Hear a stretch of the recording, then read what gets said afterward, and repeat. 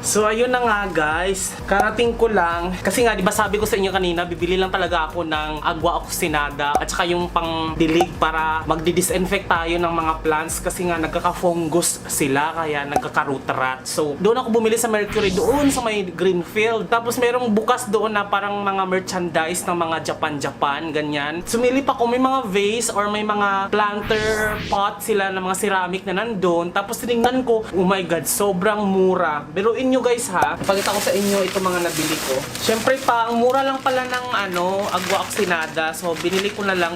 Ito yung binili ko guys, yung ayan, hydrogen peroxide aqua oxinada na 20 volume na 500 ml pang antiseptic disinfect siya. Tapos i-dilute natin ito ng tubig. Iyon yung i-dilig natin sa lupa para ma-disinfect yung lupa, mamatay yung germs, bacteria, fungus para umukay yung plant. Tapos basta i-discuss ko to sa inyo para saan to. This is 61 pesos. Tapos ito na nga, Japan Home Center pala ang pangalan. Ay kasi meron silang, ayun guys, so Japan Home Center.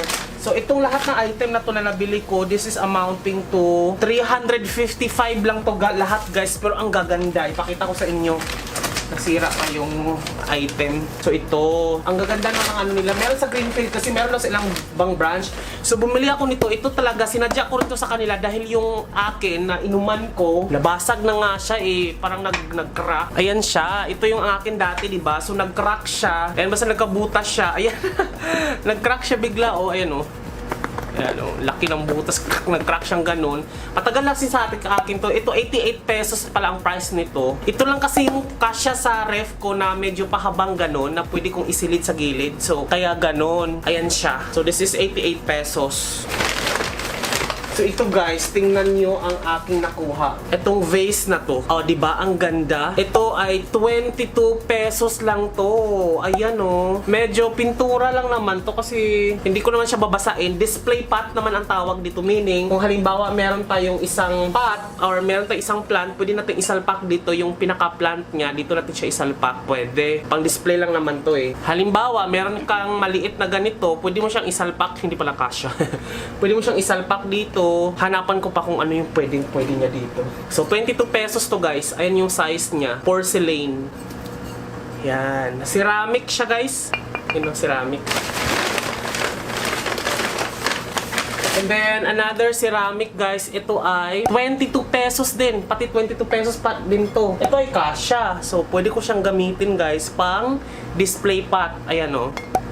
O diba? O perfect. Di ba maganda sa paningin? O yun. Dalawa pala yung binili ko guys. 22 pesos. Ayan. Ayan siya. O, diba? Maghanap tayo na maliit na pwede nating paglagyan dito. Kasi ang ganda niya, oh. Ito guys, pwede to. Ito, ayan. Isasalpak lang natin siya. O, perfect. Ganda, diba? Display pot. So, dalawa na siya. Another. Ito, 22 pesos din to.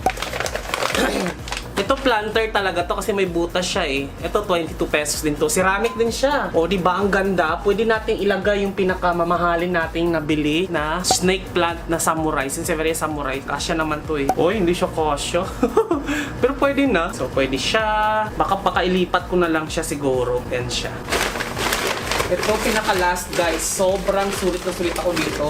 Ay ito 88 pesos, bumili rin ako ng gunting. Ayan, gunting, 88 pesos din to. Itong gunting na to ay para sa pang-ulam, mga lechon, manok, ganyan kasi di ba, mga isda, pang ano to, pang kitchen na knife, kitchen knife. Tapos bumili rin ako ng sticker na panghanging para ma-extra time masasabitan. Halimbawa magsabit ako ng yung plant, pwede dito. Kasi ang nakalagay naman dito ay 88 pesos din to. Ang capacity niya ay 1.5 kg. So, kaya niya yung mga plant pot ko. Nilidikit ko siya sa wall. Ito talaga yung the best na nabili ko guys. This is 88 pesos. Biruin mo, oh, diba? 88 pesos. Ganito siya kaganda. Oh.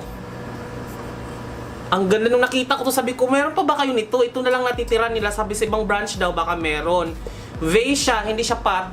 So display lang siya. Pwede natin siyang lagyan ng plant mismo. So baka ang itanim natin ito yung maganda talaga. So pwede nating harapin na magandang plant. Ito mukhang bagay to guys. Etong Sansevieria Flash. Mukhang bagay siya dito. Oh, ang ganda! Diba? Ganda niya, promise. Or maghanap tayo na mas malaki-laki ng konti. Pwede rin itong golden dust. Mukhang okay rin itong golden dust kasi maganda siya tingnan. Ayan. Mukhang kasya to. Hoy, laki na masyado. Parang laki na masyado para sa kanya. Mukhang ito yung para sa kanya talaga. Yan. Yan. Diba? Ang ganda niya. Perfect. Tapos itong maliit, ayan, pwede natin to dito. Oh, diba? Parang gusto ko nga rin to, guys, eh. Parang gusto ko rin siya. Ito yung ilagay natin. Parang gusto ko to. Ganda ba? Hindi masyado. Pero ito talaga ang maganda. Pero lagyan natin ng mga ano sa ilalim. Yan. Pwede na itong ganito ka ano siguro. Para at least kita yung kagayan niya. Tapos ito, parang gusto kong ilipat to, guys. Itong mismong plant na to dito. So, there you go, guys. Nalipat ko na sila. Naayos-ayos ko na. Ipakita ko lang sa inyo. Worth 88 pesos.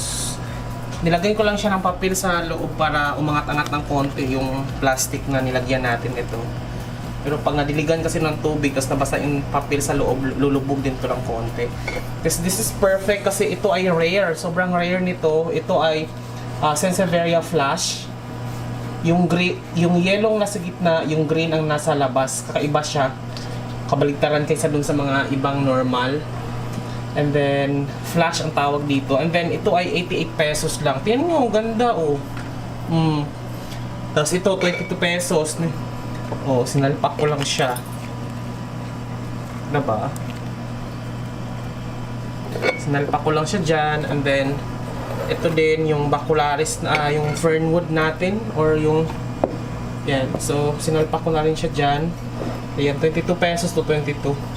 And ito 22 pesos din to, ceramic. Ang ganda, nilipat ko na lahat yung mismong samurai or Sansevieria samurai, nandiyan na lahat siya.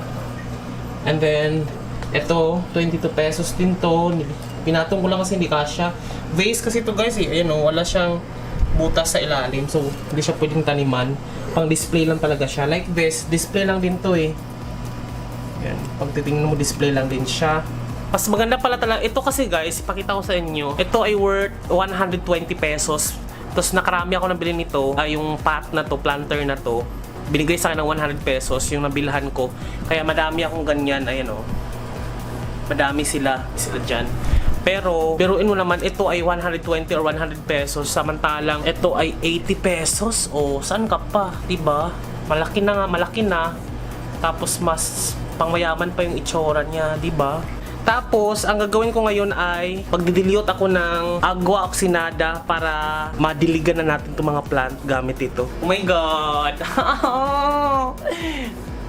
Parang 700 to eh. Ang ganda!